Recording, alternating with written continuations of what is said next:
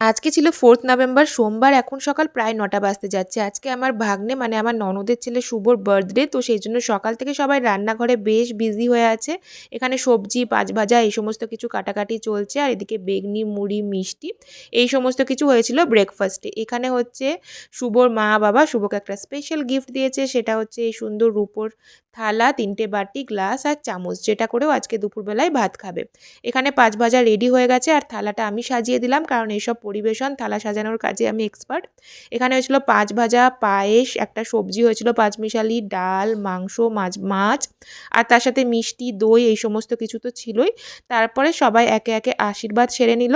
যতই কেক কেটে জন্মদিন পালন করা হোক না কেন, জন্মদিনের দিন দুপুরবেলায় এই পাঁচভাজা পায়েস দিয়ে জমিয়ে ভুরিভোজটা না হলে পরে বাঙালিদের জন্মদিনটা কিন্তু অসম্পূর্ণই থেকে যায়।